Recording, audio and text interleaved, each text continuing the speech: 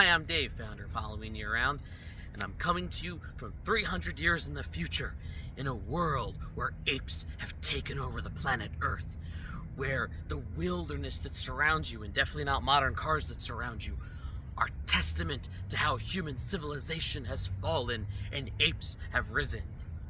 Not really, but I am here to talk about Kingdom of the Planet of the Apes. Together, strong.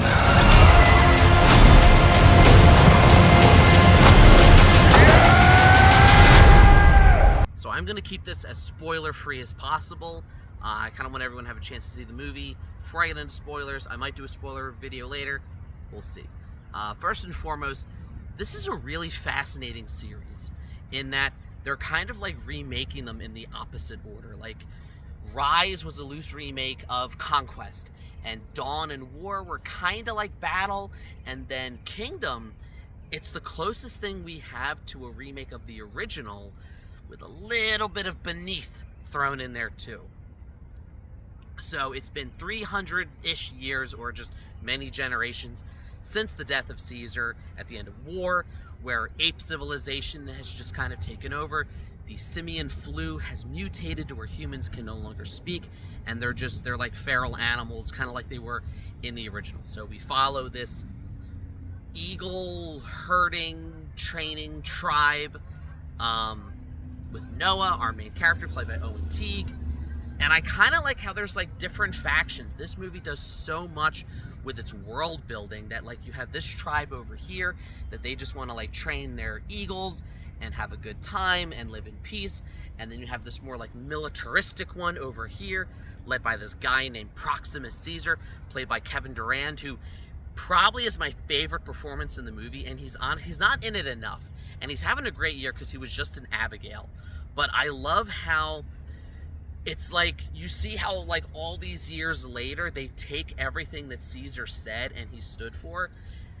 And I think that Koba would be more proud of them. And I think that's what this movie really gets at, is the way that, like, we, the audience, saw the way Caesar ruled and saw the values that he instilled. And all these years later, they've taken those values and they've twisted them. Not unlike, I mean, the whole thing could be a giant metaphor for organized religion, just saying. Where you have Proximus Caesar's, soldiers going around brutalizing other apes, killing other apes, violating the whole ape, does not kill other ape. And they're yelling, "For Caesar, for Caesar." Not all unlike in the Crusades, when people would kill in the name of Christianity and yell, "God wills it." The world building here is incredible.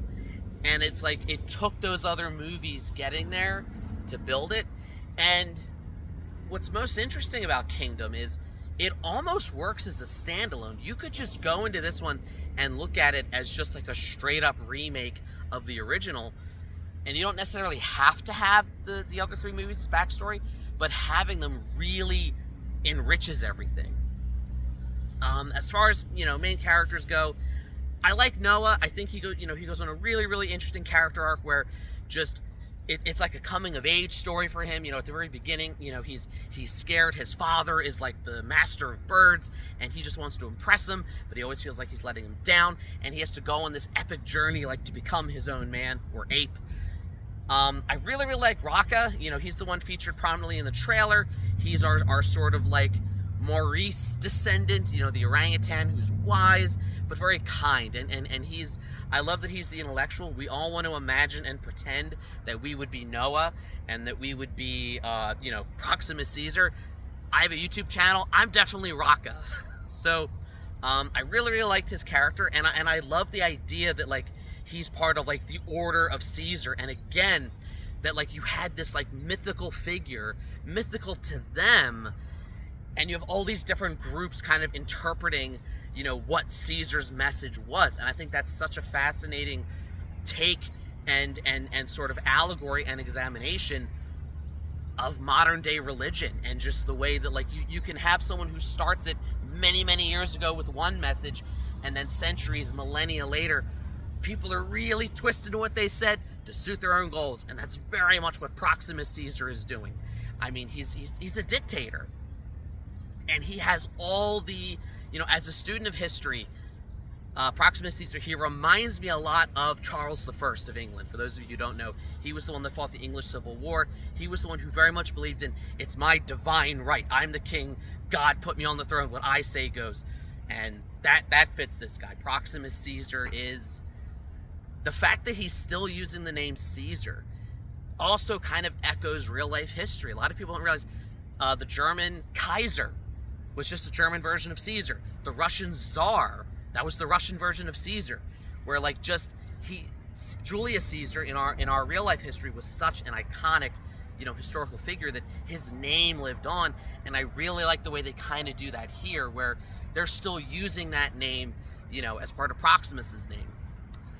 We gotta talk about the human characters. So we have Freya Allen, who the previews are very kind of vague about who she is.